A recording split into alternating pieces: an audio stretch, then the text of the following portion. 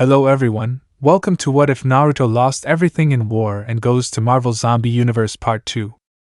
Before we start, please go support Zack-Oblivion for writing that awesome fanfic. This is the translated version I made. There will be some wrong he or she calling here because it's translated, so let me clear this. Naruto is a male in this story. Chapter 5, A New Purpose. The current situation that Naruto and Magneto's group found themselves in was not pretty at all.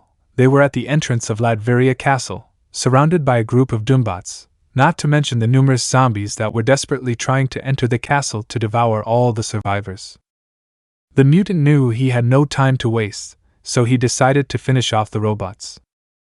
"This is a waste of time," Magneto said seriously. He then raises his left hand, pointing at the group of robots, while activating his magnetic powers. It only took a few seconds for all the Doombots to be crushed by the incredible powers of the Omega-level mutant, to the point where they ended up becoming a pile of shapeless metal. Naruto whistled. Despite having seen the mutant's abilities before, he still found them impressive.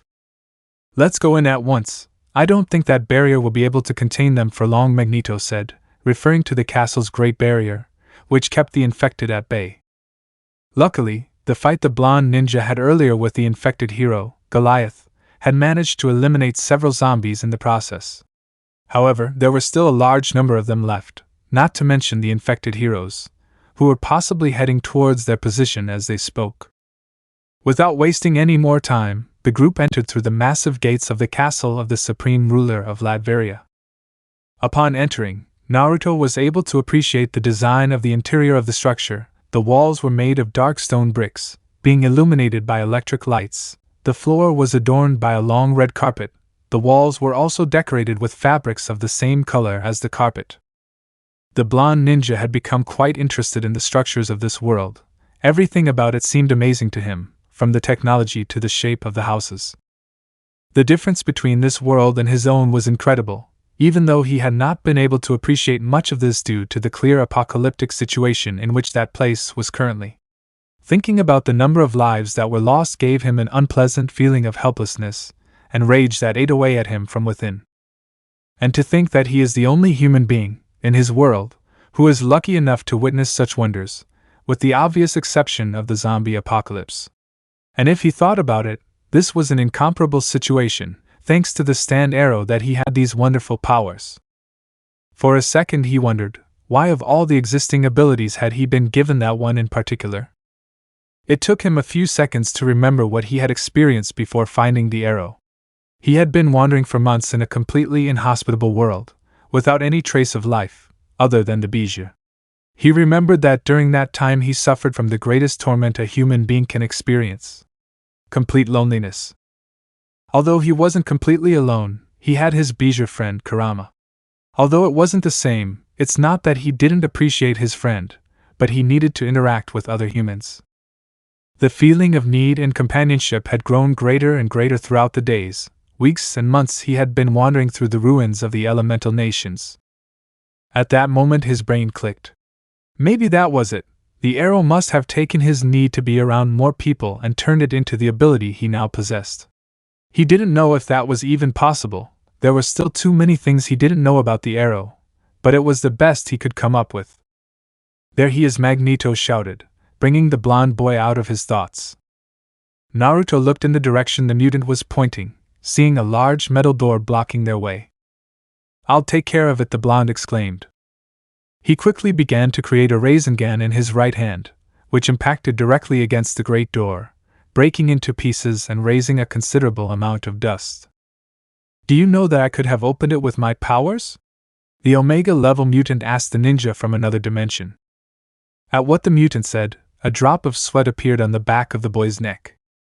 It was just the emotion of the moment. Haha, the blonde stand user laughed awkwardly. However, the mood was cut short as they watched the scene unfold before them. A tall, adult man whose body was completely covered in armor, not revealing his true appearance except for his brown eyes.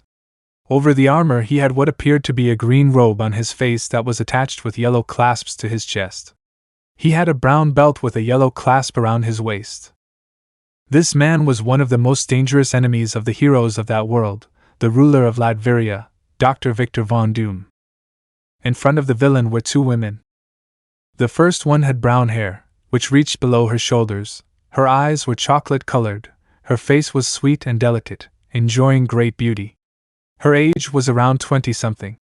Her clothes were what caught the most attention, being a kind of pink suit with red details. Said suit was very tight, clinging to her curvy figure.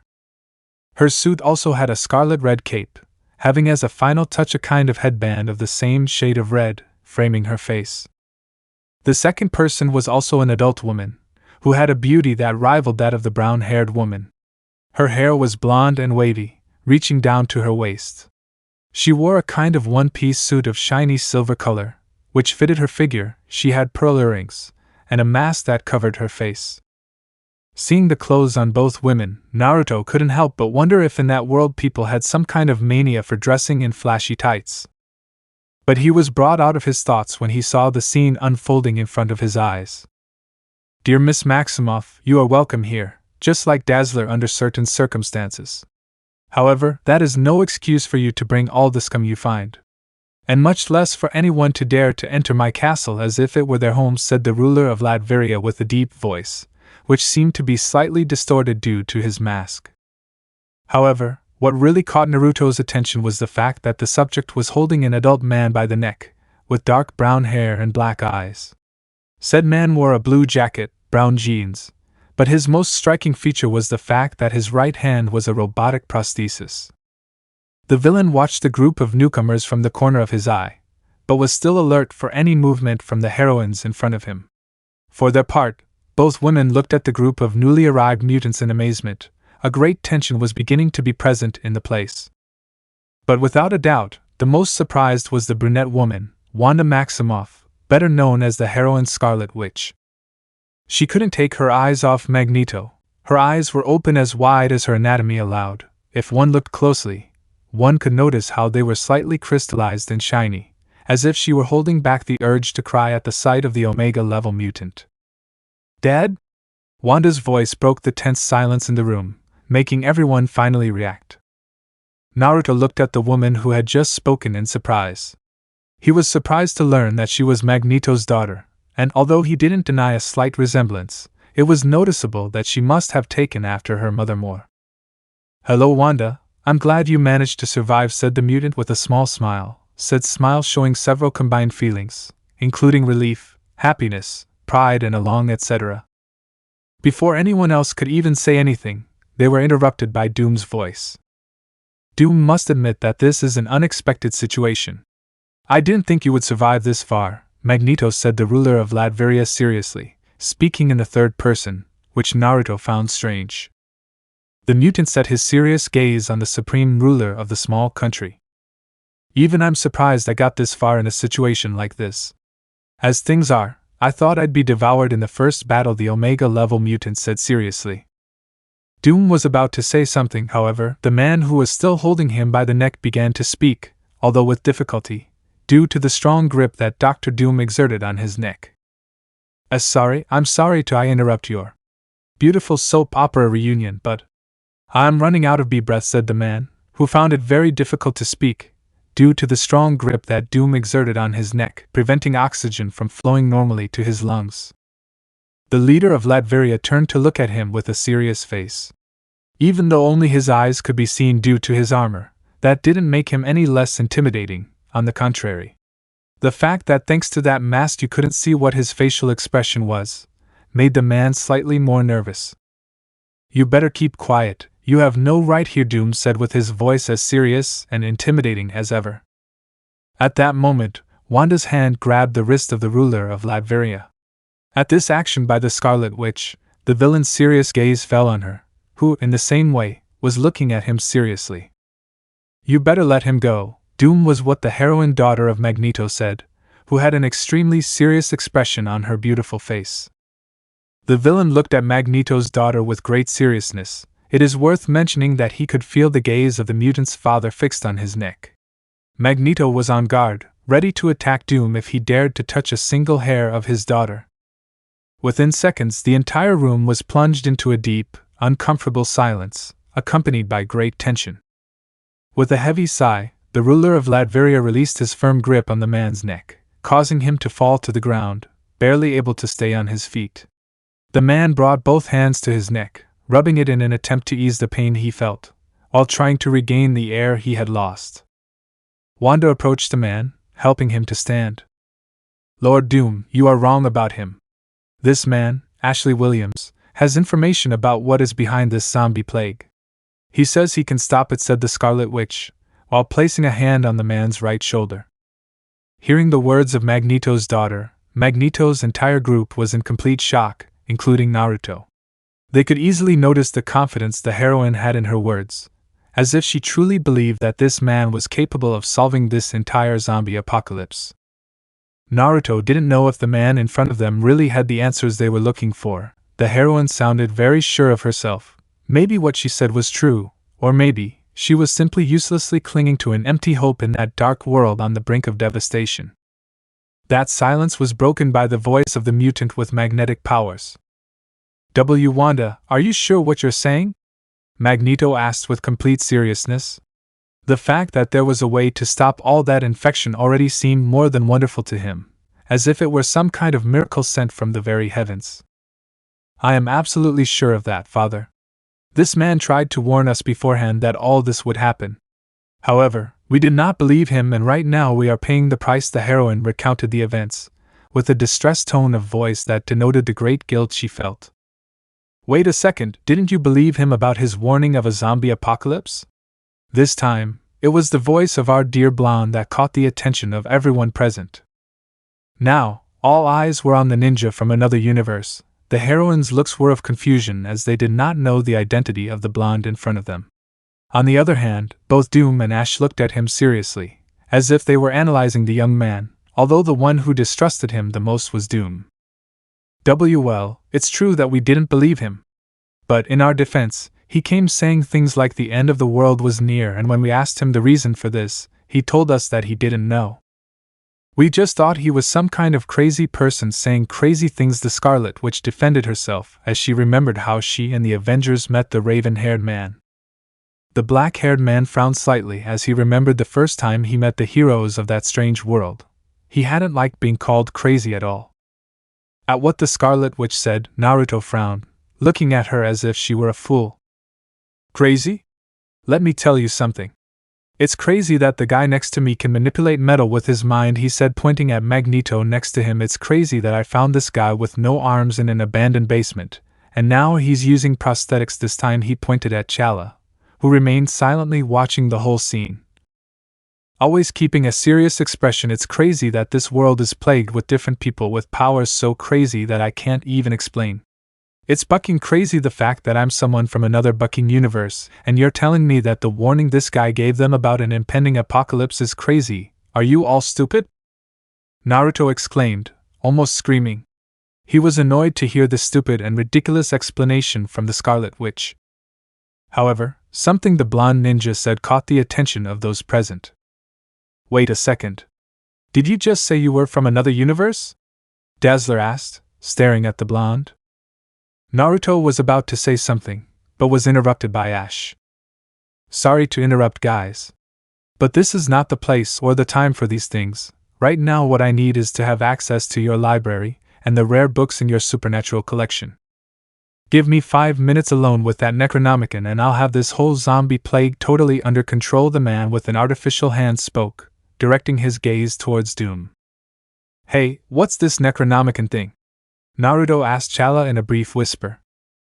"It is an ancient book, which is said to hold the darkest and most dangerous secrets about magic. It is said that anyone who dares to read what is in its pages will end up sunk in the deepest madness." I briefly explained what said book was, surprising the ninja quite a bit that something like that book existed, not being able to help but wonder if something similar existed in his world. Instantly, all eyes in the room were fixed on the supreme ruler of the small country. He let out a sigh, for about the third time in this stressful conversation. Without saying a single word, he began to walk out of the room. Those present exchanged doubtful glances. However, they all seemed to agree on one thing. In absolute silence they began to follow Dr. Doom to what seemed to be a laboratory full of highly advanced technology, where there were dozens of scientists going from one place to another without stopping. The Necronomicon has nothing to do with the disaster that is happening outside my fortress. The origin of this plague is extraterrestrial, not supernatural. It is a pan-dimensional virus, a cosmic plague. Searching for the Necronomicon will only take up our time, explained the man completely covered by the armor. This revelation caused everyone present to open their eyes in shock, feeling as if all their hopes were disappearing in a sea of despair and fear. But unnoticed, Magneto was clenching his fists with great fury and helplessness, to the point that he almost ripped the fabric of his gloves. "You, tell me what's going on outside the fortress," Doom ordered one of the scientists, who was monitoring a large screen, on which thousands of those putrid beings could be seen scratching the castle walls with their horrible nails, in a vain attempt to get in and feast on the survivors. "Sir, the fact that Goliath fell gave us more time. Right now all the infected are being kept at bay by the Doombots, at least for now. The problem will be when the infected heroes and villains arrive," said one of the scientists to his leader. "I understand. Now to finish, get Mr. Williams out of my sight. And also, take that brat with you," Doom said, calling his Doombots with a snap of his fingers. Immediately several robots appeared and knocked out Ash before he could defend himself. They were about to do the same to Naruto, until... "Don't touch me, you junk!" exclaimed the blonde ninja, about to hit one of them. Now, the boy's stand materialized, hitting one of the robots in its metallic head. The blow was so strong that it ended up separating its head from the rest of its body. Instantly, the other robots turned their hands into a kind of plasma cannons, targeting the blonde. This, while some robots took away an unconscious Ash. "Doom, please have mercy on them. Ash may be our only hope of stopping all of this, and he hasn't done anything wrong," Wanda protested, defending both Ash and Naruto. The heroine still clung to the hope that Ash could solve this whole zombie plague, despite Doom having told her otherwise. "Doom, I'm going to ask you to leave the boy alone. We don't have time for these stupid fights. The best thing now is to stay together if we want to stay alive," Magneto said seriously. "We can't trust that boy. He said himself that he comes from another universe. Who says he didn't come just to try to gain our trust for something bigger?" Doom said seriously. "Besides, I'm having mercy on both of them. They're going to be locked up with the rest of the survivors." "Magneto, don't be upset about this. I can understand your distrust," said the blonde Jinchuriki, placing his serious gaze on the villain, who looked back at him. "Okay, I won't resist, if that leaves you calm." "Hey brat, what the hell do you think you're doing?" his fox friend asked upon seeing the boy's actions. "We're in the middle of a zombie apocalypse, Kurama. The last thing we need is to start a ruckus. Otherwise, it won't be the zombies that kill us," he explained to the Bijou, while a group of Doombots escorted him to the survivors' part.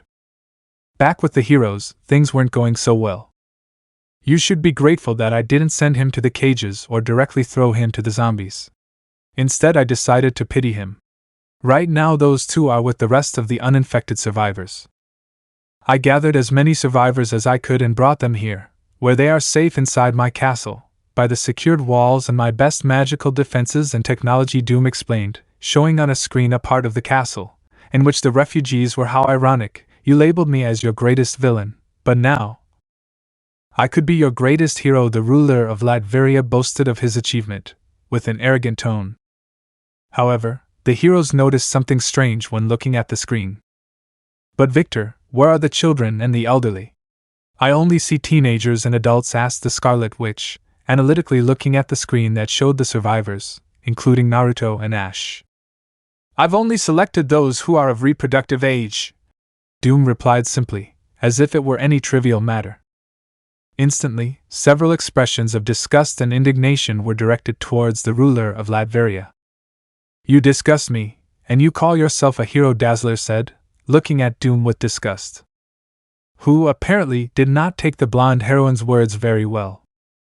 "Do you want to talk about heroes, Miss Dazzler? Who do you think has accelerated the decline of humanity?"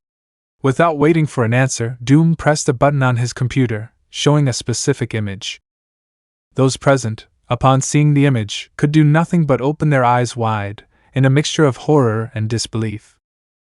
In this image, 4 people could be distinguished, all wearing some kind of blue suit with the number 4 engraved in the center of the chest.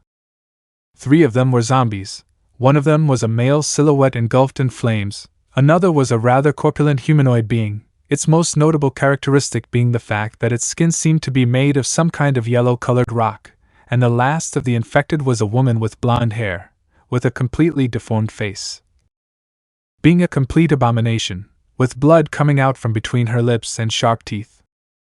These infected train were surrounding a brown-haired man, who was wearing the same uniform as them, only this man did not seem to want to defend himself. On the contrary, he had a big smile on his face, while he extended both arms, as if he were inviting the infected to bite him. They were none other than one of the most famous teams of heroes in that world, the Fantastic Four. That man, Doom's brother, Reed Richards, being one of the most intelligent men on Earth. The person responsible is none other than Reed Richards. The fool convinced himself that he was going to ascend to a higher life form, and infected the rest of his stupid quartet, just so they could infect him. And as if this wasn't enough, they managed to transmit it to the other heroes. Doom explained seriously, showing an image of the zombified heroes attacking Iron Man. So none of you can come to talk to me about heroes. Our dear friends will come to attack us as soon as their food supplies run out.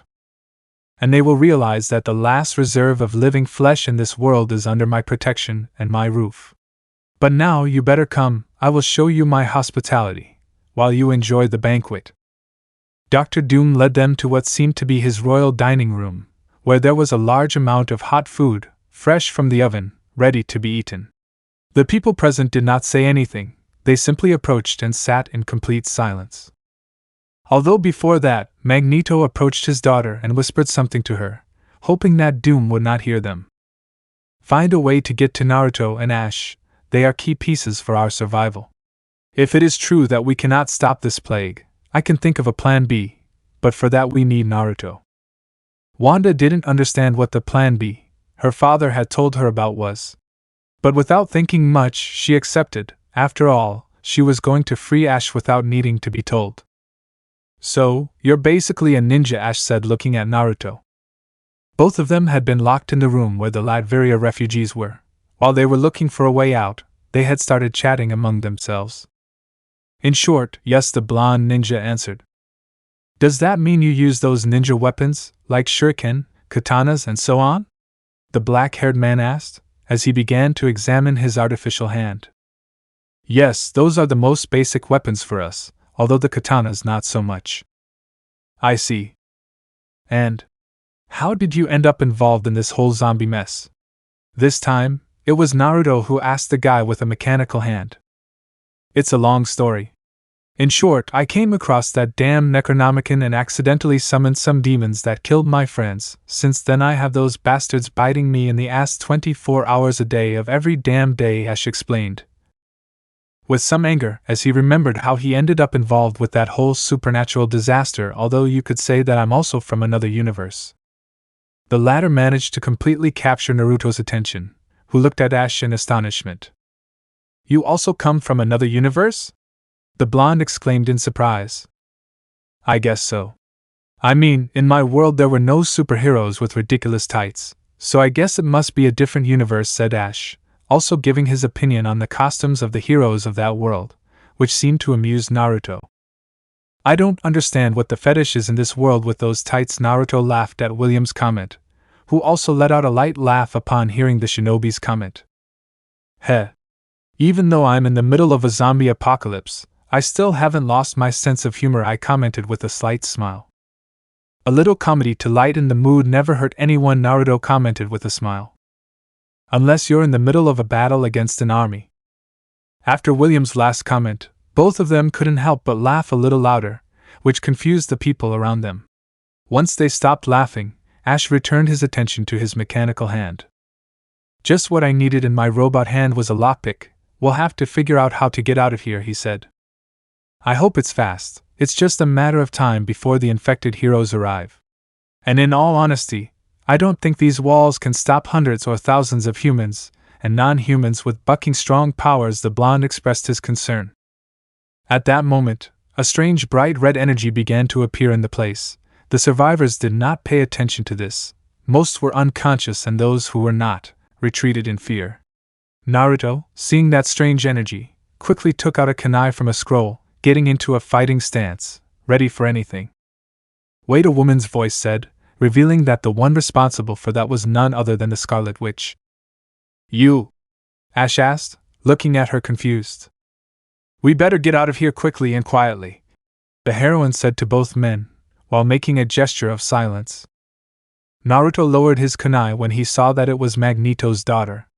They both approached her, who used her powers to teleport them to one of the many corridors of Doom's castle.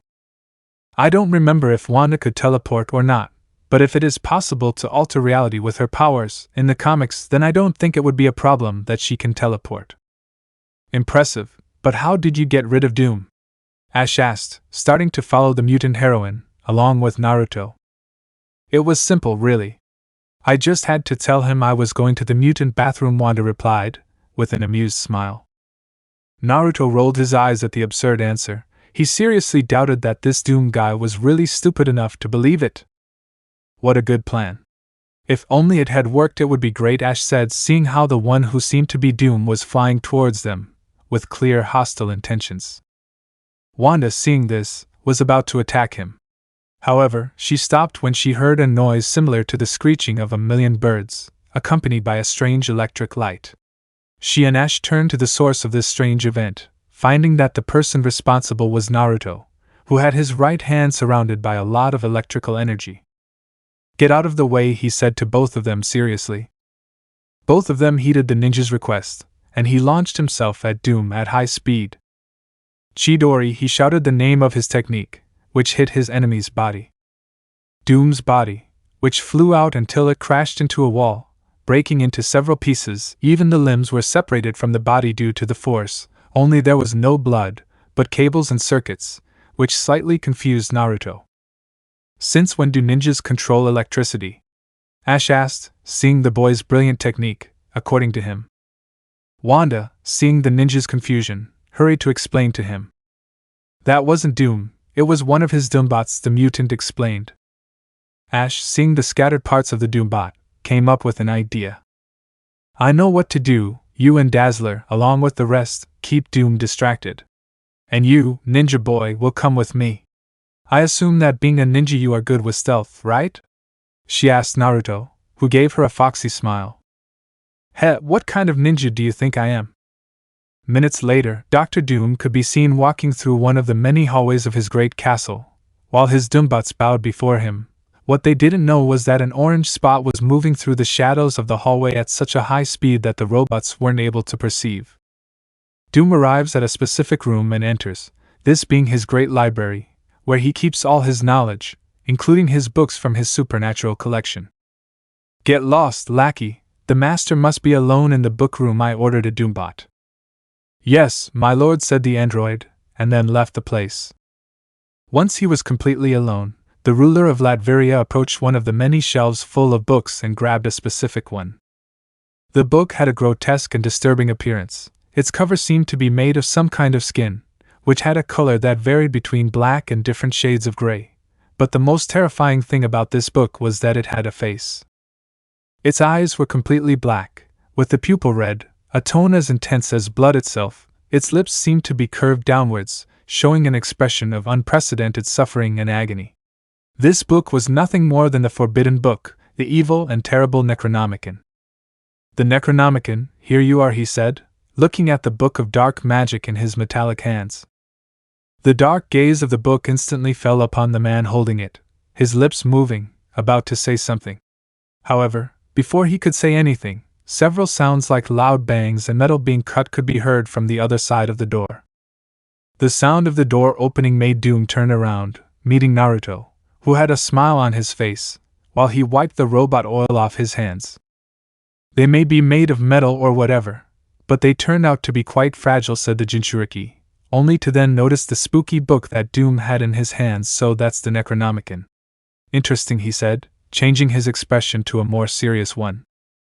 The living book looked at the strange blonde in confusion. He could feel a great power within him, but he couldn't identify what it was, which only made his doubts about him increase. Doom, what is going on? The Necronomicon asked, confused. The voice of the book was dark, heavy and thick, capable of sending shivers down the spine of any normal person.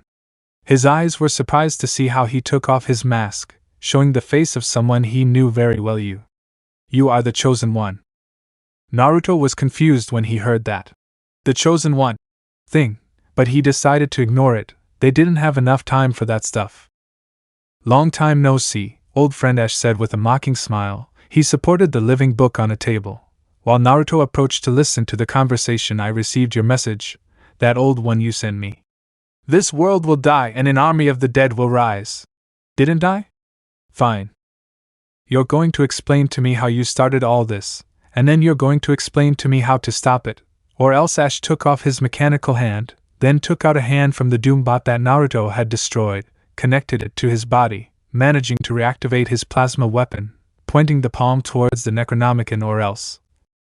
You're going to try some laser, he threatened the Book of Dark Magic, at the same time that the palm of the robotic hand began to glow in a blue tone. A mocking smile appeared on the Necronomicon's face, which left Naruto confused, who was the only one who noticed this gesture on the part of the living book. Okay, Williams, I'll tell you, but only because it amuses me to do so. The Necronomicon has played no role in the plague that is destroying this world. The origin is extraterrestrial, not supernatural. The infected may be dead, but clearly, they are not undead. The undead are my domain. I couldn't help them even if I wanted to, explain the book with a big smile full of evil on his face. Both Ash and Naruto opened their eyes in shock upon hearing the words spoken by the Necronomicon. In panic, Ash took it in his hands, looking at it in despair. But the prophecy, what about that? Naruto exclaimed, feeling more and more helpless. That's true, but one thing has nothing to do with the other. This world will die and an army of the dead will rise. The particulars of this prophecy are clear in that respect, although the rest is obscure. What? Then, why did you come to me? Why did you give me that message? The black-haired man shouted furiously and desperately. Out of pure spite. Because my hatred for you knows no bounds. After trying to destroy me for so long, you have finally arrived in a world where there is no one waiting, and I wanted you to know that. And the best thing is that it is not just you, although I had not planned the arrival of that brat. Seeing how he succumbs to despair will be a real spectacle. Face it, guys, you are finished, you and this world.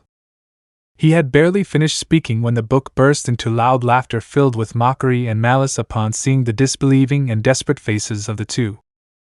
Naruto clenched his fists, feeling helpless at not being able to do anything for this world. First he had lost his home world and now he was about to see another world die. The frustration and helplessness he felt at that moment he hadn't felt since his world died. Damn! He growled in a low voice, while clenching his fists so hard that they began to bleed. Naruto looked up as Ash threw the Necronomicon into a trash can, then left the room in complete silence. The blonde, ignoring the unbearable laughter of the damn book, decided to follow Ash. They both walked through the halls of the castle without a specific direction. They were completely disillusioned to know the truth. In the end, Doom was right. Searching for that book was just a waste of time, Ash said with disappointment in his voice. And now what will we do? If we can't reverse this thing, we will also end up being devoured, or at best, turned into those abominations. Naruto remained silent for a few seconds upon hearing Ash's question. If only he could use his ability to travel between universes, he could at least transport them all to a safe place. Who knows, maybe he could even bring them to his world.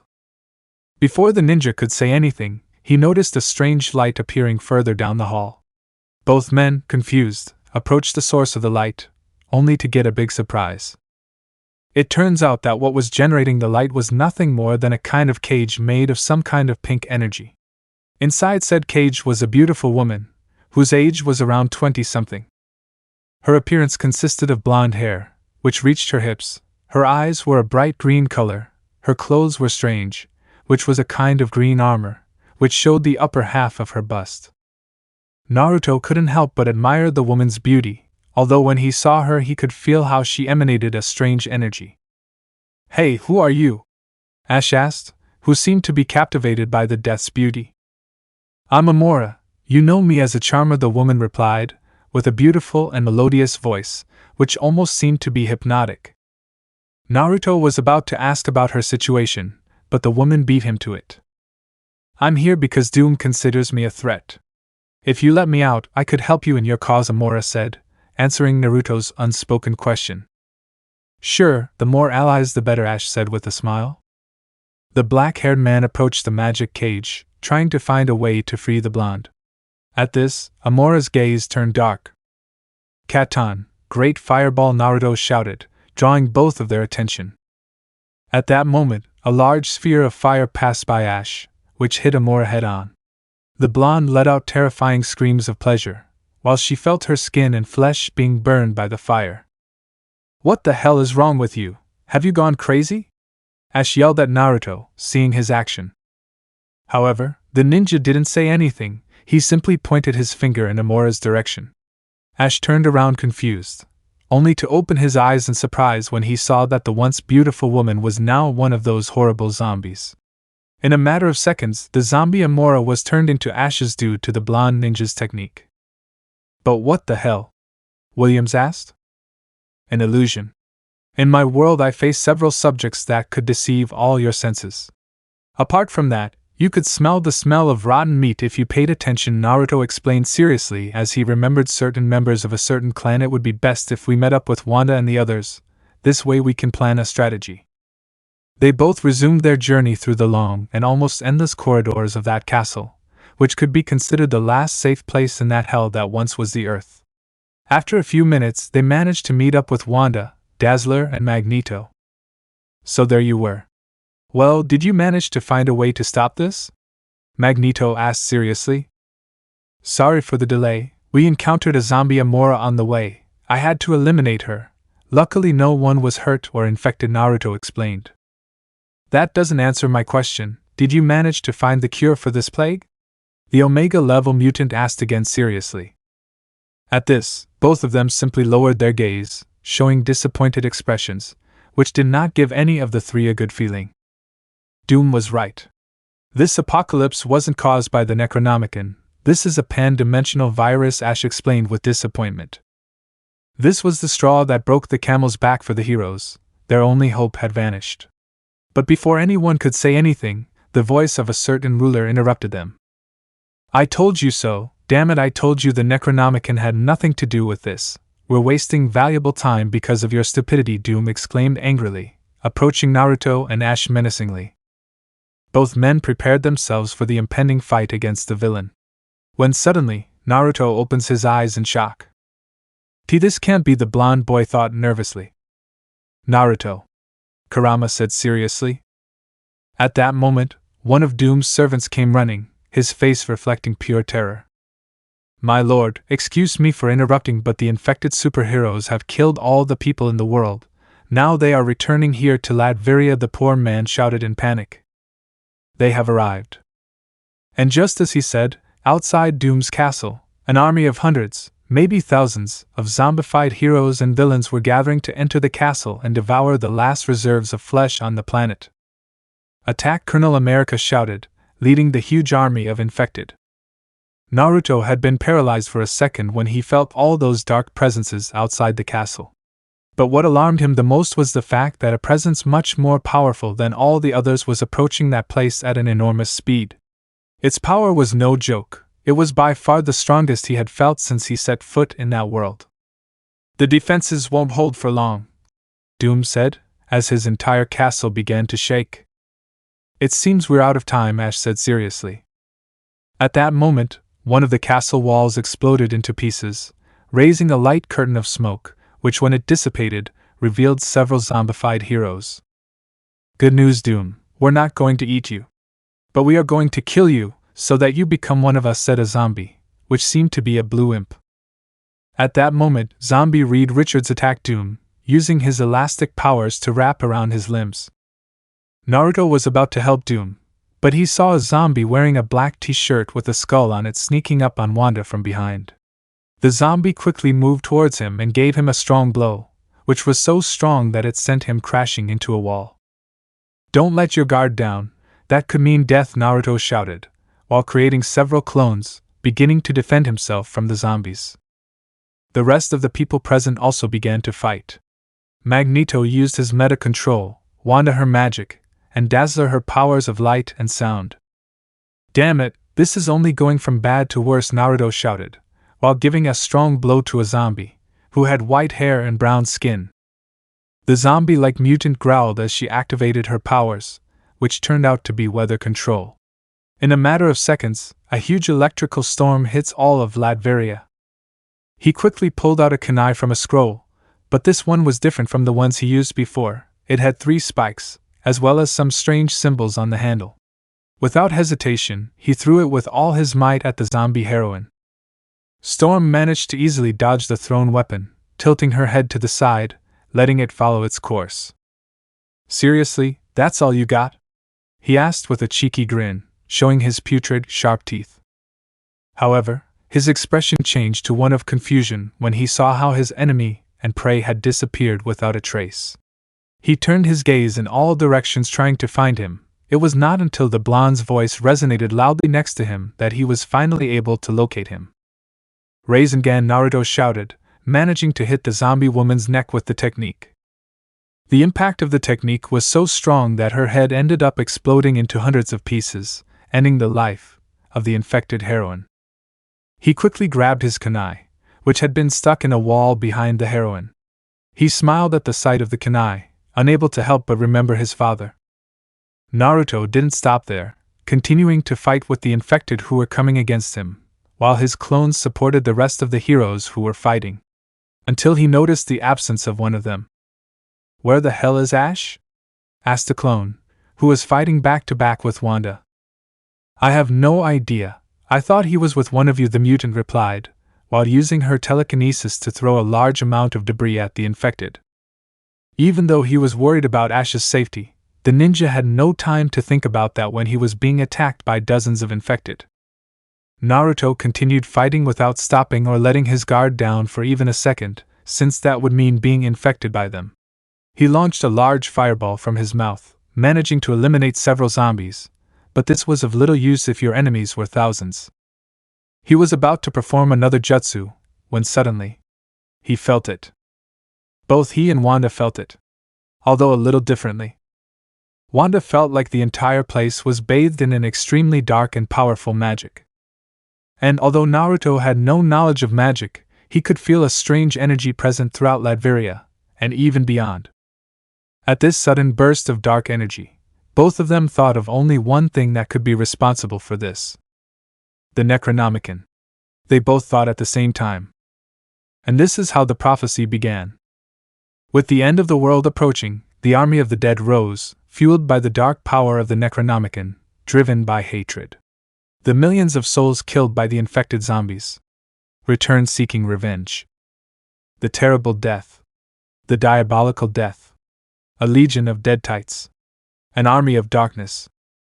And the army of darkness rose up against all the infected zombies, the former heroes and villains of that world with all their strange, amazing, and wonderful superpowers. Of course, the dead-tights didn't really stand a chance, but that didn't matter, because the army of darkness served its purpose, distracting the zombie horde at least momentarily from their insatiable hunger and giving the few survivors something they desperately needed. Time. "It can't be," Magneto said in shock as he saw thousands of dead-tights appear and begin to attack the infected. "I don't know what's going on, but they're distracting the infected. We have to take advantage of this run, now," Naruto ordered. Taking advantage of the fact that the infected were distracted facing the thousands of dead-tights that appeared, Naruto and the rest began to run through the corridors of Doom's castle, although they did not have a fixed direction until Ash the blonde ninja shouted when he saw the black-haired man in front of him. The aforementioned turned to look at the group in surprise. "It's you, are you okay?" I asked, surprised to see them alive.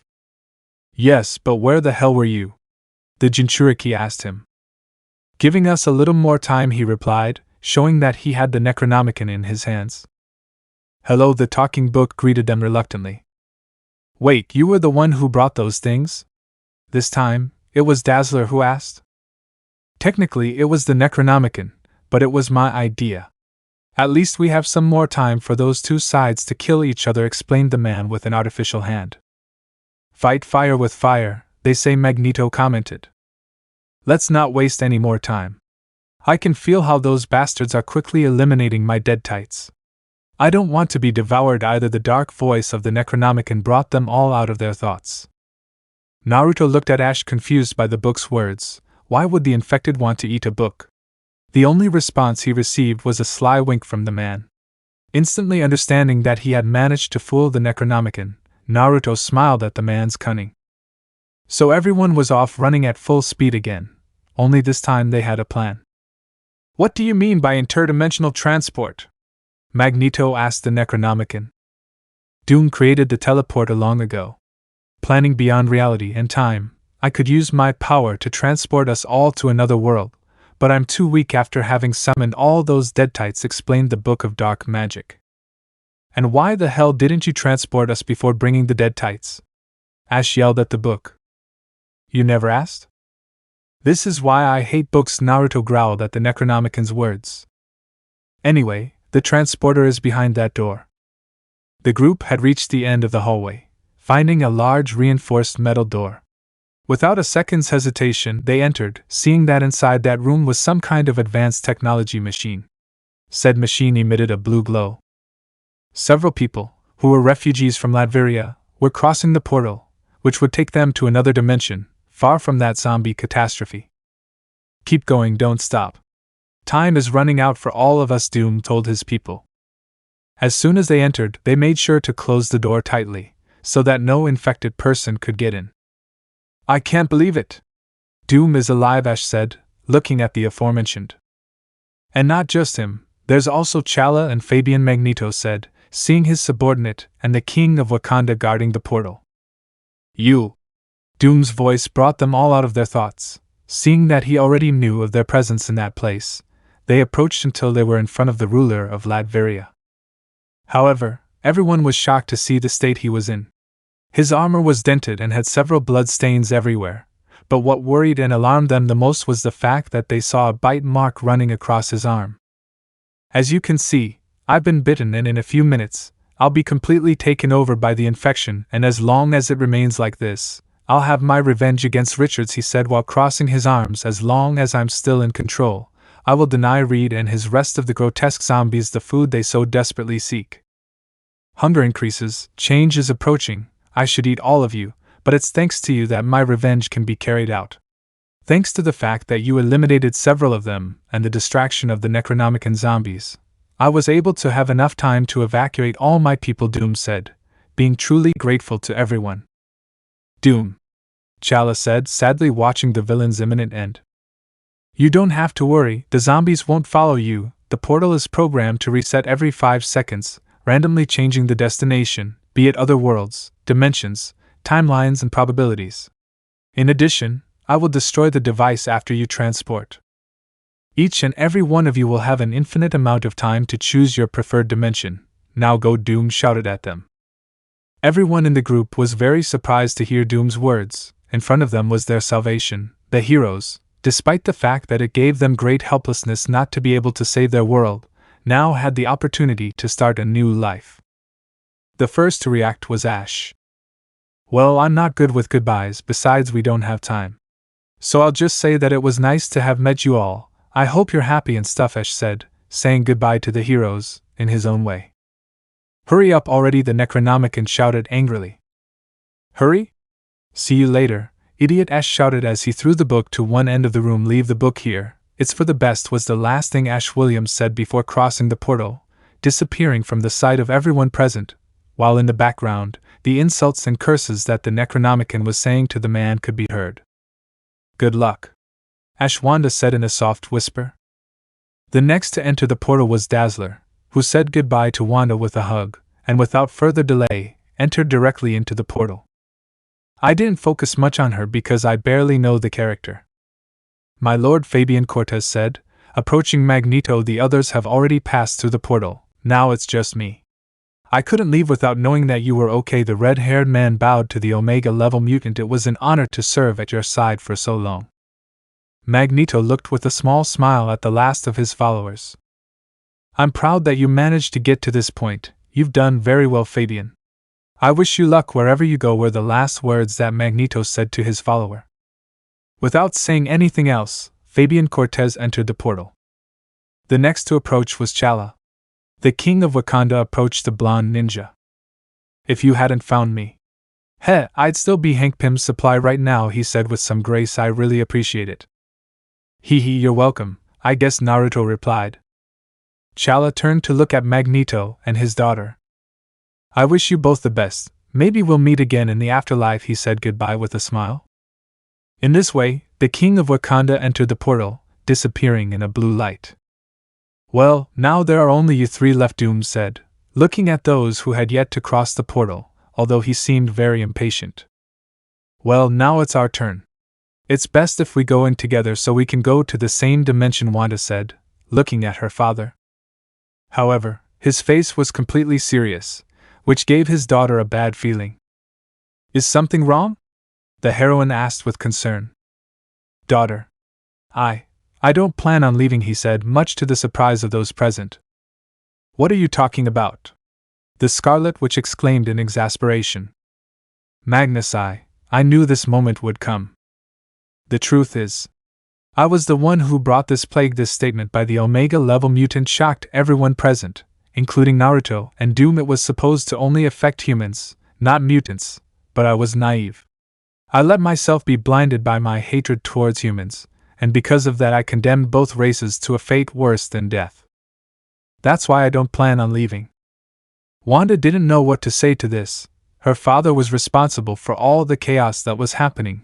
All the deaths and the extinction of both humans and non-infected mutants was his fault. She was so shocked that she didn't notice when he gently took her by the shoulders. I'm proud that you've managed to survive this far. But it's time for you to continue your own life, please. Don't make the same mistakes I made, said the mutant with a sad smile.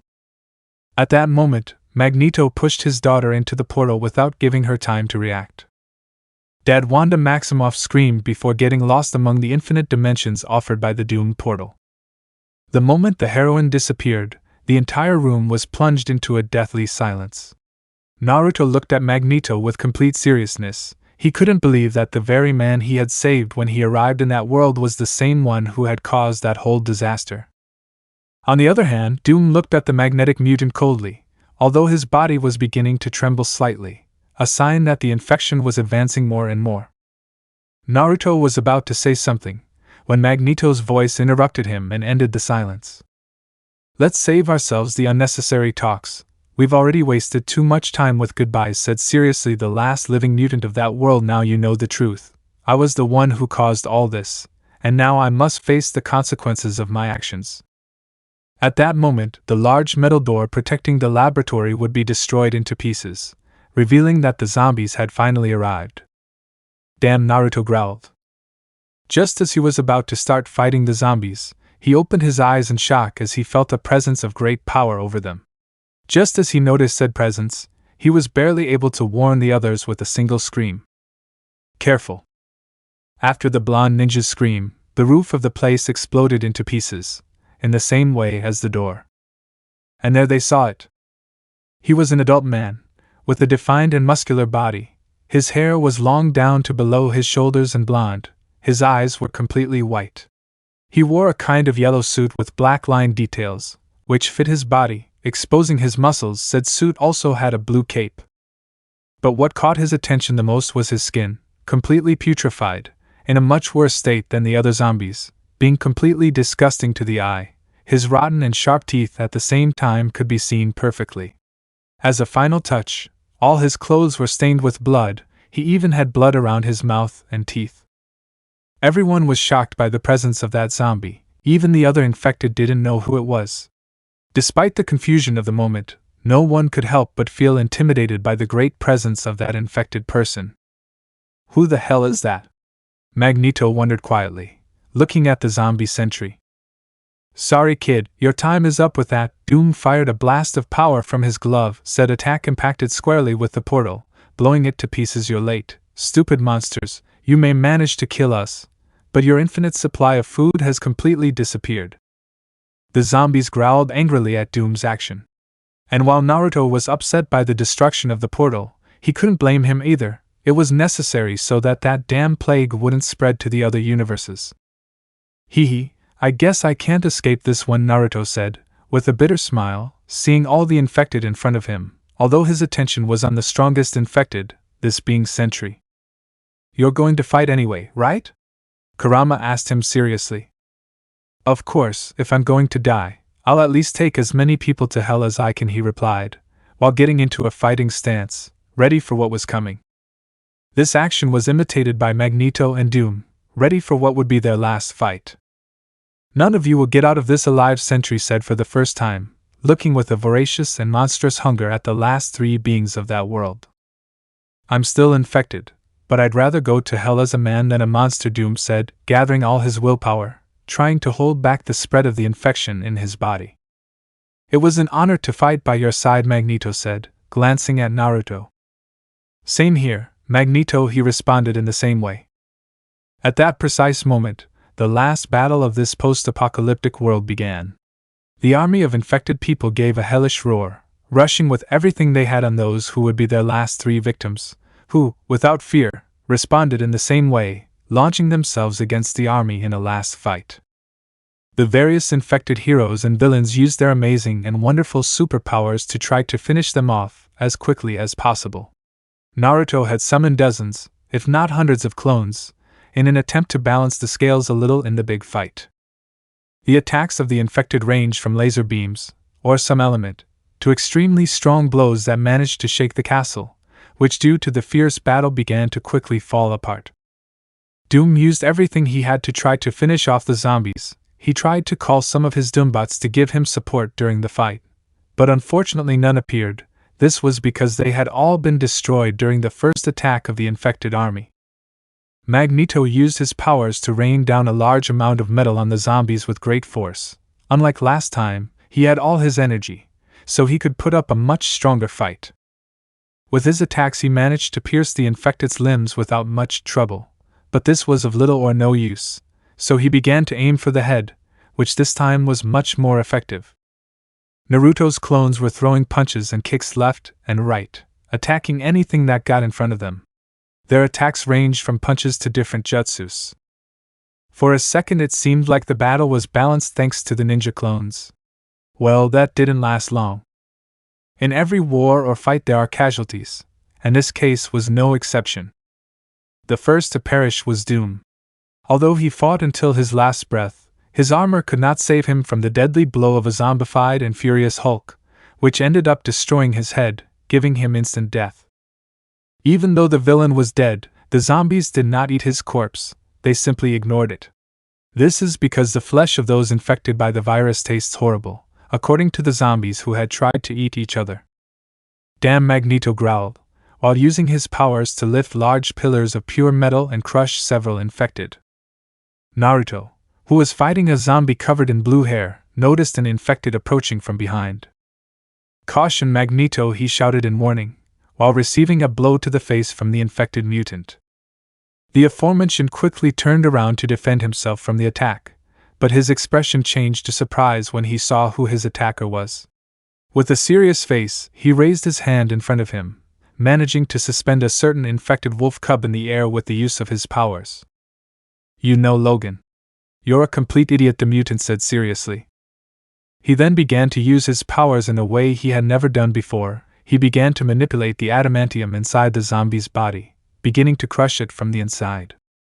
Because of this, the zombified mutant began to let out terrifying screams of pain that echoed throughout the place, while trying to free himself from his enemy's control in order to have a feast, but unfortunately it was impossible. It only took a few seconds for Logan's body to be completely deformed into a ball of rotting flesh and metal. Magneto knew perfectly well about Wolverine's incredible healing factor, so he wasn't sure if that would kill him, but it would get him out of his way for the moment. Without wasting any more time, he used the ball of flesh and metal he had turned Logan into as a projectile, which he launched with all his might against a horde of zombies, managing to knock them all down. "And I thought I was bad at bowling," he couldn't help but joke when he saw that. Magneto's laughter didn't last long when he received a powerful blow to his right side. The impact was so strong that it caused the mutant's body to be thrown to the ground with the power of a missile. The moment his body hit the ground, he didn't stop there. He kept moving until he stopped at one of the castle's columns. It must be said that at this point, very little remained of this structure. Naruto heard the loud bang and turned around, while several of his clones covered him from the zombies' attacks. He managed to see that the person responsible for said blow was none other than Sentry, who slowly turned in his direction. The blonde couldn't help but feel a chill run down his spine as he saw the bloodthirsty look on the hideous, putrid face of that horrible being. Naruto, be very careful with him. He's nothing like the others you've faced, Kurama warned him in a deadly serious tone. I can feel it, an overwhelming force emanates from it, the stand user ninja thought seriously. At that moment, that exact moment in which he blinked was enough for Sentry to move at an abysmal speed, being right in front of Naruto. He opened his eyes wide when he noticed the presence of the infected in front of him. His speed was simply enormous. The next thing Naruto knew, he had been sent flying thanks to a devastating blow delivered by the zombie hero. The force of the blow was such that he could feel several bones in his ribcage breaking in a second. The ninja's body ended up buried in a pile of rubble due to the blow. The large army of zombies saw this as an opportunity, dividing into two groups. One went for Magneto, while the other went for Naruto. Incredible, his strength is nothing compared to anything I had seen before. It is far superior to Tsunade's strength, and I would even dare to say that it is superior to Madara when he was Jinchuriki, Naruto thought in pain as he felt his bones broken, although they healed very quickly thanks to Kurama's chakra. Boy, we won't resist even a minute like this. We can't afford to hold back against him. If you want to find a way to get out of this alive, then we have to go with everything we have, without limiting ourselves, Kurama exclaimed. You're right, Kurama, now is not the time to save energy, we have to use it all. The two large groups of zombies were just a few meters away from reaching their targets. Some were already drooling at the thought of devouring the flesh of those two. However, they all stopped when the entire place began to shake wildly. It seemed like an earthquake had occurred. All of the infected felt the atmosphere become tense and heavy for everyone, except for one. Sentry had his gaze fixed on the mound of rubble in which his prey was buried. His gaze changed to a more serious one as he saw a faint golden glow filter through. From 1 second to the next, all the rubble was thrown in different directions due to a small explosion of golden chakra. Due to the force, several rubble managed to pass through several of the infected, although this did not do the slightest damage to Sentry, even with his gaze fixed on the same place. A great golden light illuminated the ruins of Doom's castle, mowing down the infected for a few seconds.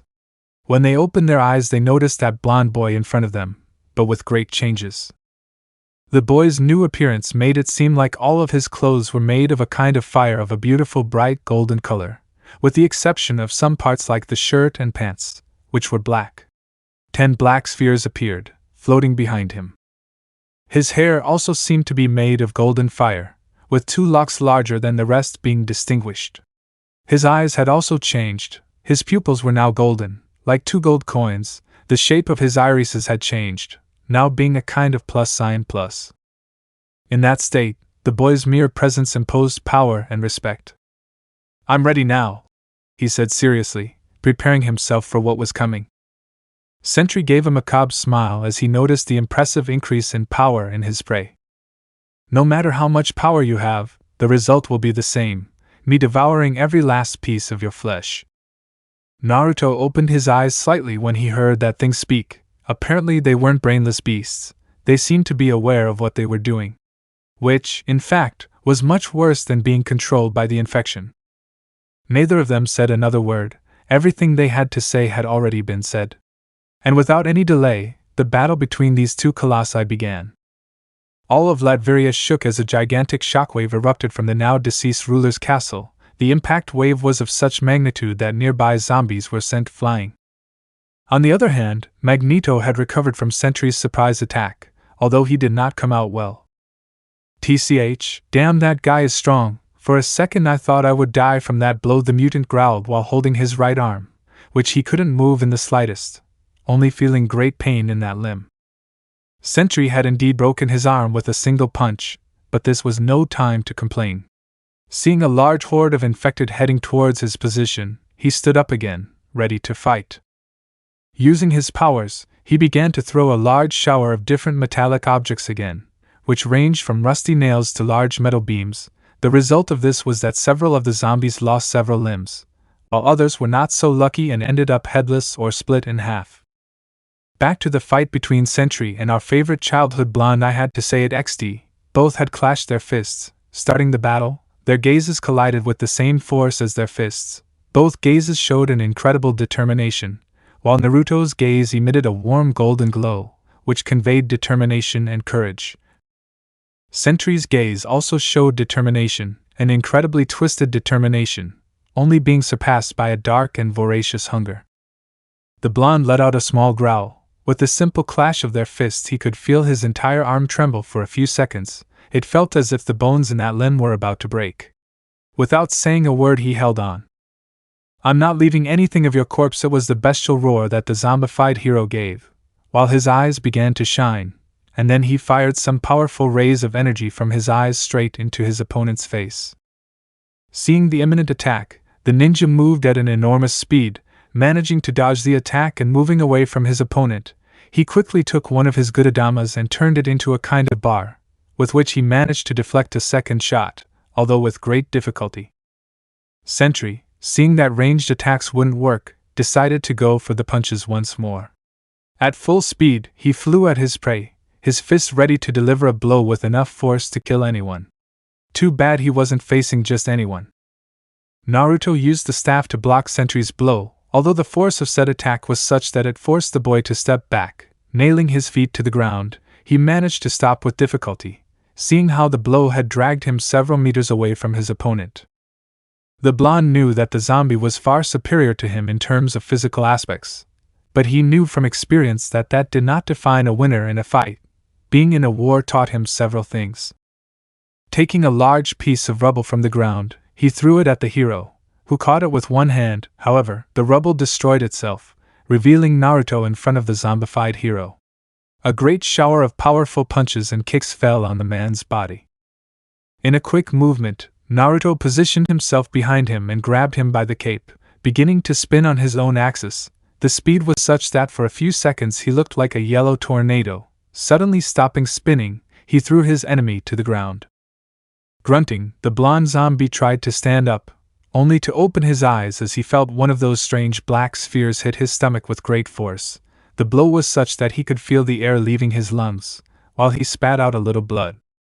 A small crater formed under Sentry's body. Concentrating a great amount of force, he took the gudadama in his hands, beginning to push it with difficulty. From one moment to the next, the sphere moved, hitting his face hard. The zombie could feel his nose almost breaking due to the blow. The black sphere floated back behind its owner, who watched seriously as his enemy stood up while flying through the skies. Sentry looked at the boy with unimaginable fury, disappearing from his sight in a blur of speed, reappearing behind him, managing to deliver a powerful hammer blow in the middle of his spine. A disturbing smile framed his face when he heard a crunch. Said smile did not last long when he realized that, instead of hitting the back of that blonde brat, he had smashed a small log. Desperately, he began to look around, trying to find his prey. In just a few seconds, he managed to locate him with his super-enhanced vision. The boy was a couple of kilometers away, practically on the outskirts of the ruins of Doom's castle. Not caring about anything other than devouring its prey, it flew at enormous speed. Such speed was so high that a sonic boom was heard in the place, a consequence of having broken the sound barrier. Just by flying past, he managed to create a great path of destruction. The few buildings that remained were reduced to simple and dirty piles of rubble. Once he managed to reach where his target was, he was about to launch a punch strong enough to split it in half. However, before his fist hit its body, a cloud of smoke covered his field of vision, momentarily blinding it. Annoyed, he blew a large amount of wind, managing to quickly disperse all the annoying smoke. When he regained his vision, he was surprised to see dozens of clones of the blonde boy surrounding him from all possible angles. Katon, great fire annihilation! With that shout, a gigantic tsunami of fire came out of the mouths of at least 10 clones. The attacks merged into one, drastically increasing their destructive power. In a matter of seconds, a large part of the capital of Latveria was covered by the fire of the blonde ninja, with Sentry in the center of it all, taking the full attack. Within seconds of launching the attack, Naruto's clones stopped attacking. The boy couldn't help but gasp a little. That was possibly the most powerful jutsu of the fire element, and he had used it 10 times, despite having ridiculously huge chakra reserves. Even for him it was somewhat exhausting to perform such a combination. I would recommend you not to waste so much chakra. We don't know how long this battle can last, the Bijou warned his host. I know, but I shouldn't hold back. Besides, with all the fire I threw at him, I must have done some damage, and if not, all this will make it difficult for him to locate me, the blonde replied. The Great Fox was about to speak, however. He suddenly fell silent when he saw through Naruto's eyes how a dark silhouette appeared from the incessant flames, staring at him. You have to be joking, the boy growled under his breath. Sentry launched himself at the ninja with astonishing speed, and the ninja was unable to react when he was grabbed by the face, grunting in pain as he felt the iron grip the zombified hero had on him. Sentry didn't stop there and began dragging him across the pavement, the rubble shattering at the slightest impact with the boy's body, who tried to free himself from the grip without any success. After several seconds of dragging the Uzumaki throughout the capital of Latveria, Sentry finally stopped, lifting his enemy's body up high, grabbed him by the neck with both hands, opened his mouth as much as his physiology allowed, and approached the boy's face ready to tear it off with pure bites. However, just as he was a few centimeters away, one of those spheres moved at maximum speed, entering Sentry's mouth. The surprised zombie tried to bite the sphere to destroy it, but was unexpectedly surprised that he couldn't. Without wasting any time, the sphere moved at full speed. This time the roles had been reversed, with Sentry being the one being dragged along the pavement. The zombie hero had to gather a lot of strength to stop the advance of that sphere that still remained in his mouth, and he had to gather even more to destroy it with a strong bite. Managing to get up quickly, he saw how his prey still remained in the same place, not having moved in the slightest from its spot. At that instant, his enhanced hearing warned him of something. He recognized the sound as that of the earth beneath him cracking. Turning around, he saw how a fist came out from between the cracks and connected a strong blow to his chin. Taking advantage of the fact that he had his guard down, the force of that blow was such that he could not avoid being shot towards the sky like a missile. Once he managed to recover from the daze left by the blow, he saw how hundreds of clones appeared around him. Damn! The zombie cursed his enemy, and his hateful ability to multiply. If only clones were made of flesh and blood, an infinite supply of food could be made. In less than a second, all the copies of the blonde rushed at him to hit him with all their might, almost resembling a golden avalanche. An almost endless rain of blows fell over his entire body. With a grunt of irritation, he raised both arms and gave a powerful applause. The effect of this was that a kind of shock wave of great power was produced, which hit all the clones, sending them flying as if they were the leaves of a tree, and therefore, disappearing instantly. He immediately began to look around for his prey, noticing how it had disappeared. That was until he noticed a kunai pass right next to his head, only for the boy to appear in a golden flash. With a kind of giant shuriken made of energy in his left hand, Sentry quickly threw a punch at the boy. However, being so focused on the blonde's attack, he didn't notice a second kunai that passed by him. Just as his blow was about to hit his target, it disappeared again in a golden flash. When she was about to look for him, she heard his voice behind her. Let's see if this is your size. Naruto slammed his attack directly into Sentry's back, with the sound of a sonic boom, accompanied by the hero's heart-wrenching screams of pain. His body was shot out at a speed far greater than that of sound towards the sky. In a matter of seconds he reached the stratosphere. Feeling at every moment as if 1,000 needles were being stuck in every cell of his body, only for the energy shuriken to explode with great power. From the ground, Magneto, who was resisting the zombie's attacks as best he could, managed to see a light appear in the sky as a result of Naruto's attack. That boy is full of surprises, he said, while attacking a hero with the appearance of a blue imp with several iron stakes. Meanwhile, Naruto was floating in the air, seriously watching the explosion of his attack. He knew better than anyone the effects of his Rasen Shuriken. He knew that this attack was capable of inflicting damage even at a cellular level, but he didn't know if it was capable of killing something like a zombie. Much less if we are referring to one with such power as Sentry. His linear thought was interrupted when he opened his eyes in disbelief as he saw a yellow blur come out at full speed from the place where the explosion was. He barely managed to get a small glimpse of how his opponent had been left after receiving his technique. Much of his suit had been destroyed, revealing his torso, but above all, his disgusting and putrid skin, along with a large number of gruesome wounds, which made the boy nauseous. A small cry of pain escaped his lips as he felt the Mega Ops zombie's fist bury itself in his stomach in an incredibly painful way.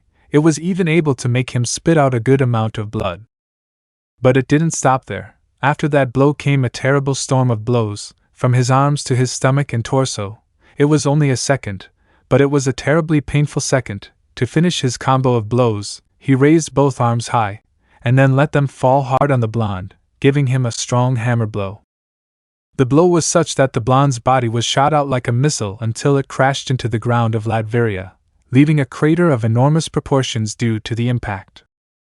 The impact was such that the entire area shook for a few brief moments, as if a small earthquake had hit that exact spot. Amidst the flames of the place, Sentry emerged, giving a fierce battle cry, flying at top speed, connecting another blow to Naruto's abdomen, making him spit blood again. But he didn't stop there. After that blow came another, and another, and another. Blow after blow came and went from the zombified hero. Each blow he delivered made the crater they were in grow bigger and bigger. With a scream that sounded more like the roar of some monster, he raised his arm ready to give him the final blow, and then devour him completely. Just as his blow was about to hit Naruto's skull, one of his hands moved at great speed and managed to catch the blow, although with difficulty. "Okay, I think I understand," the ninja said seriously. With a grin, she kicked him in the stomach hard enough to knock him aside, sending him flying into a burning building, which collapsed on top of him. "I admit that your strength, speed, and endurance are incredible. I even dare to say that you are superior to me in terms of physical factors." The shinobi stood up, approaching Sentry's position slowly but firmly. The wounds on his chest and stomach began to heal slowly. "But you only have that. You are strong, but you attack brute force. You do not have a fixed fighting style. You trust so much in your strength that you do not bother to study your opponent, their movements. You are just a beast that attacks out of hunger." The pile of rubble Sentry was standing on collapsed, revealing the chilling figure of the furious, zombified hero, glaring at him with intense, savage hatred. "I guess the real fight starts now." On the other hand, Magneto was on his last legs. Fighting hundreds of zombie-infected heroes was no easy feat. His advantage was that, despite their intelligence, they were too easily carried away by hunger. However, this was of little use if he had to face hundreds of these infected. "This is bad. I can't keep going like this forever. My broken arm was already enough of a problem on its own," the mutant thought while he was floating in the air and dodging as best he could the different attacks that were thrown at him. The mutant knew he couldn't go on for much longer. He couldn't escape that fate, so he decided to end it all once and for all. Using his powers to the fullest, he began to lift every piece of metal that was within his range, no matter how small, including concrete. The zombies noticed how the ground trembled with great force due to Magneto's actions. Several had to hold on to keep from falling. The eyes of all the infected widened in shock as they saw what was above them.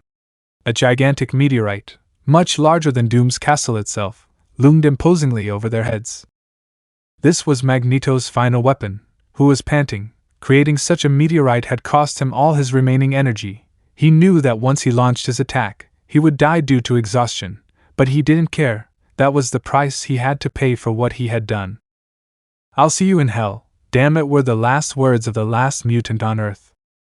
After saying those words, the enormous meteorite fell with devastating force on the large army of infected. The impact caused enormous destruction in the capital of Latveria and its surroundings.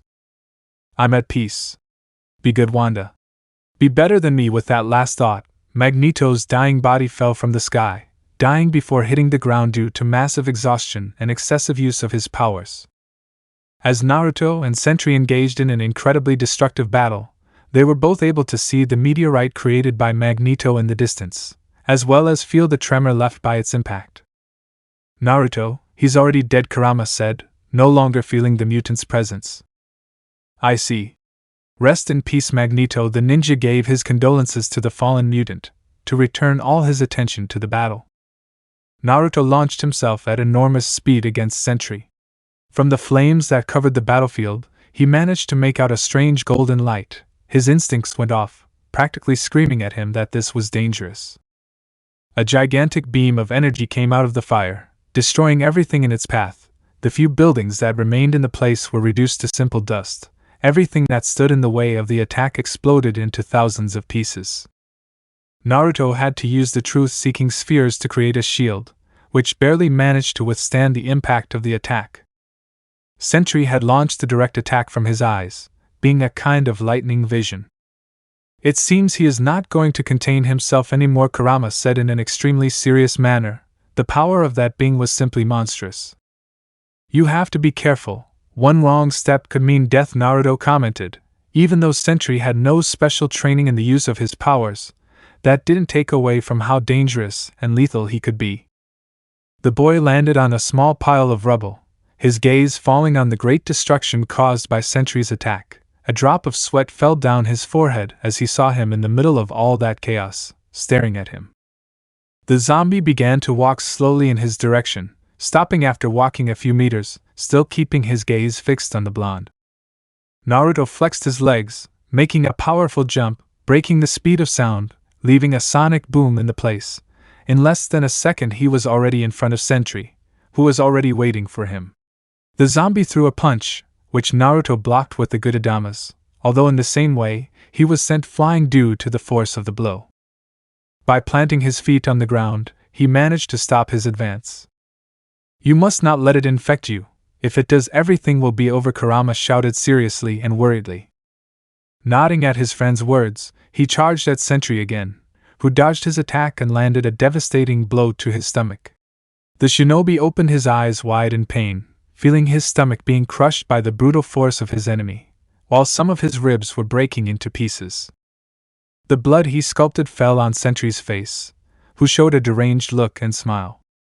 Hunger, the former hero, roared like a beast. "I'll take care of it." With that said, Kurama used his chakra to quickly heal his friend's stomach and ribs. This is how things would be in that battle. While Naruto is in charge of fighting, the Bijou will be in charge of healing him, perfectly balanced. Taking distance from his opponent, Naruto increased his power even further, causing the golden chakra that covered him to shine even more intensely. With his eyes shining with clear killing intent, Sentry prepared himself for his opponent's next attack. Both launched themselves at high speed against each other. The mere impact of both generated a gigantic explosion, shaking the foundations of Latveria. The scene was worthy of a horror movie. Explosions shook the entire place, corpses of some infected scattered everywhere, and the fire made it seem like both were in hell itself. In the middle of all that chaos and destruction were those responsible.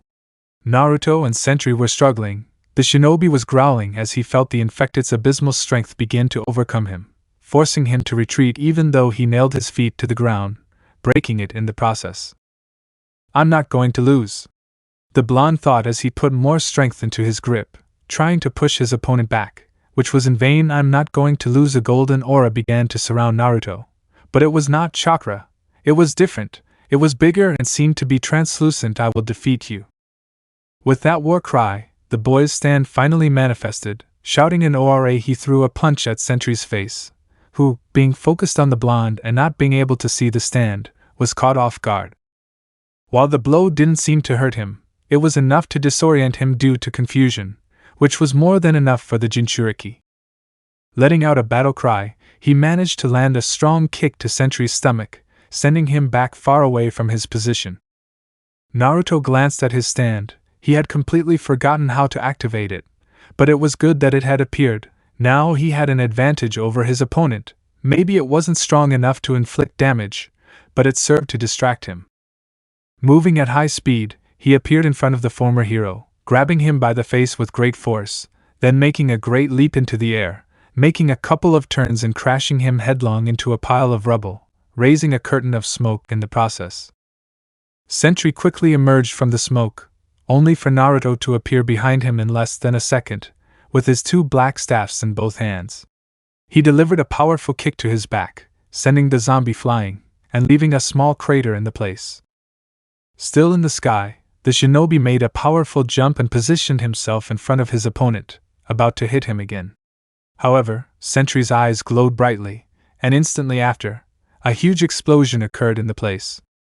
The hero landed on the ground, watching as his enemy fell to the ground with several wounds all over his body. Naruto had not managed to block Sentry's attack and ended up receiving it full on. The infected saw how once again a golden aura surrounded the shinobi's body, beginning to heal his wounds at great speed. Kurama was giving his all to heal his friend's wounds. Due to the seriousness of the matter, he had to use much more chakra than usual, and at a higher speed. "I'm not done yet," Naruto shouted, standing up once more. He could still feel the pain from his wounds, even though they had already been healed. But that wouldn't stop him. Large gusts of wind came out of Naruto's body, raising several curtains of dust, all before the watchful eye of the zombified Sentry. The gazes of both colossi collided with each other. The golden fire that covered Naruto began to shine much more intensely. His chakra increased with each second, reaching its limit, so much so that even his own body began to hurt. Sentry launched himself at the shinobi, letting out a terrifying scream that echoed throughout the place. A bright golden chakra began to cover the blonde's figure. The energy began to take shape, being the head of a fox, only this one was of enormous size, having the shinobi inside. The fox head opened its enormous jaws, showing a large row of extremely sharp fangs. Around its mouth tiny spheres of chakra began to appear, some blue and others red. These spheres began to join together, until they ended up becoming a single large purple sphere, but it did not end there. The fox's jaws opened even more, beyond the common limits, and it ate the sphere. Just as Sentry was in front of him, about to launch a powerful blow, the fox opened its mouth, and a gigantic beam came out and hit the zombie directly. The power of the beam turned out to be so massively large that it continued its course until it was lost among the clouds in the sky, which split due to the attack. From the smoke, both fighters emerged. Despite having received such an attack, Sentry still continued fighting as if nothing was happening, something that began to worry Naruto a little. Being in the air, surrounded by large debris, the former hero began to kick the debris towards the shinobi with great force. Said debris was destroyed without much problem by Naruto with simple punches. Using nothing but brute strength, the blonde zombie lifted a large chunk of ground, the size of a 3-story house, in his hands and began running towards his enemy, still carrying the rubble on his back. Once he was at the right distance, he threw it at the boy with considerable force. The rubble was once again destroyed by a chakra-charged blow from the shinobi with a stand. Naruto had to back away, standing on a pile of rubble, only for Sentry to immediately appear behind him, dealing him a powerful blow that he was unable to dodge, and because of this, he was sent downwards at high speed, destroying the pile of rubble in the process. The boy tried to compose himself, but was savagely grabbed by the face by the former hero, who began to drag him again through everything in front of him. The former hero threw him into the air, then reappeared in front of him, to grab him by the face again and bury his head in the ground with such force that he ended up creating a huge crater in Latveria. Still maintaining his iron grip on Naruto's face, Sentry began to repeatedly slam him against the ground. The boy began to create, with difficulty, a Rasengan in his right hand. He was about to hit the infected's face, when suddenly, his eyes glowed gold, launching his powerful lightning vision, which impacted directly against the boy's attack, generating as a consequence a gigantic explosion, which destroyed everything in its path.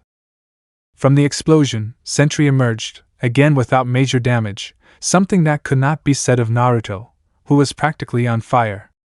Both fell into the part where the hundreds of houses that surrounded Doom's castle once were. The former hero saw Naruto's badly wounded body, just a few meters away from him and covered in burns from the explosion.